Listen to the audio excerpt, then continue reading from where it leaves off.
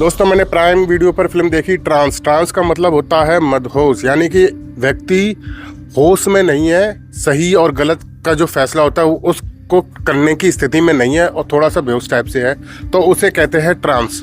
तो ये मूवी एक तरह से देखा जाए तो जो धर्म होता है उसके चक्कर में बहुत से लोग सही और गलत का फैसला नहीं कर पा रहे, जिसके चक्कर में जो धर्म के वो होते हैं बाबा वगैरह, तो वो कैसे फ़ायदा उठाते हैं आपकी मूर्खता का, वो सब आप इस फिल्म में देखेंगे। तो ये फिल्म क्या है कि जो ईसाई धर्म है उसके अंधविश्वास को उठा रही है, लेकिन फिल्म जैसे जैसे आप देखते जाएंगे तो आपको लगेगा कि ये सभी धर्म की मतलब जो अंधविश्वास है उसको, पाखंडवाद जो है उसको उजागर कर रही है।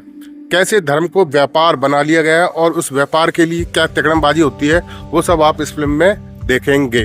तो इंटरवल तक तो आता है फुल मज़ा, मतलब कि समझ में नहीं आता कि कहाँ पर मतलब आगे क्या होगा। ये जो उत्सुकता है वो इस फिल्म में बनी रहती है, और जिस जगह पे इंटरवल होता है उस जगह तो कहते हैं भाई साहब अब आने वाला है असली मज़ा।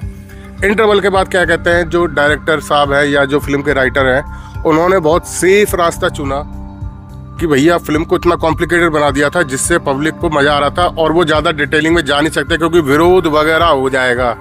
क्योंकि कितना भी कोई कुछ भी कर ले तब भी सच सबको स्वीकार नहीं, हजम नहीं होता है सच। तो वो सच हजम ना हो, फिल्म में पैसा लग चुका है वगैरह वगैरह, तो उन्होंने सोचा कि ज़्यादा फिर हम और डिटेल में ना जाके ऊपर से फिर इंटरवल के बाद वो निकल जाते हैं सेफ रास्ते से, जिससे फिल्म बैलेंस हो जाती है और पूरी सच्चाई फिर वो जागर भी नहीं करते, फिर वो ऊपर से निकल आते हैं। तो परफॉर्मेंस की बात करें तो एक नंबर शेखावत साहब ने क्या परफॉर्मेंस दी है, मतलब कि और जो डबिंग है वो भी बहुत बढ़िया डबिंग है, मतलब एक नंबर डबिंग है, एकदम फील होता है।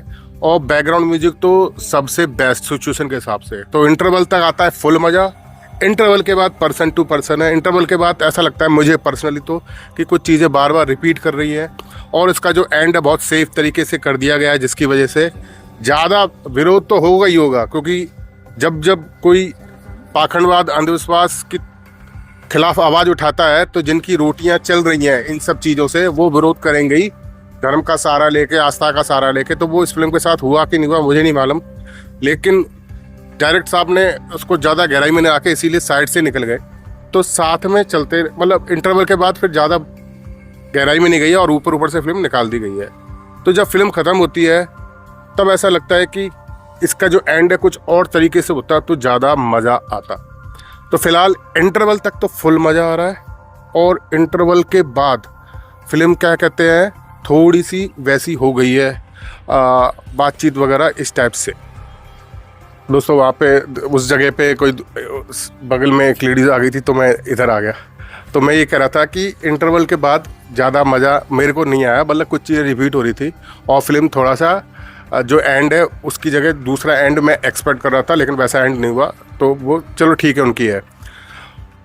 धर्म वाली चीज़ है तो इसमें ईसाई धर्म का जो पाखंडवाद है, अंधविश्वास है, उसको शो किया गया है। लेकिन फिल्म देखते समय ऐसा लगेगा आप किसी भी धर्म के हों कि आपके अपने धर्म में भी ऐसा ही कुछ होता है, जो मतलब मुझे नहीं मालूम उनको क्या बोलते हैं, तो हमारे यहाँ तो बाबा वगैरह बोलते हैं, या चमत्कार करते हैं जो। तो चमत्कार कैसे करके कैसे भोले भाले लोगों को मतलब पैसे ऐंठते हैं धर्म के नाम पर। तो वो सब चीज़ आपको हर धर्म में मिलेगी, ऐसा नहीं है कि सिर्फ ईसाई धर्म में ही है, सब धर्म में मिलेगी। और ये जो समझ गया उसी को फिल्म अच्छी लगने वाली है, और जो बहुत ज़्यादा कट्टर है अपने धर्म के लिए तो वो फिल्म को ना देखे, क्योंकि उसे ये लगेगा कि ये सिर्फ ईसाई धर्म के बारे में बात हो रही है, जबकि वो बात दुनिया में जितने धर्म हैं सबके बारे में बात हो रही है। कि जो भी धर्म आस्था इनका साथ बिजनेस को जोड़ देता है तो वो फिर कैसे फ़ायदा उठाते हैं, वो सब चीज़ आप इस फिल्म में देखोगे। तो ओवरऑल मेरे को तो ये फिल्म अच्छी लगी। इंटरवल तक तो फुल पैसा वसूल हुआ, इंटरवल के बाद लगा कि थोड़ा सा फीकापन आ गया है, क्योंकि जैसा उम्मीद करे थे इंटरवल के बाद होगा वैसा नहीं हुआ। तो ओवरऑल मज़ा आ गया, कहने का मतलब है कि फुल टाइम पास हुआ, अच्छा पैसा वसूल वाली टाइप की फीलिंग आई। तो दोस्तों बस इतना ही कहना इस फिल्म के बारे में। जय हिंद, वंदे मातरम।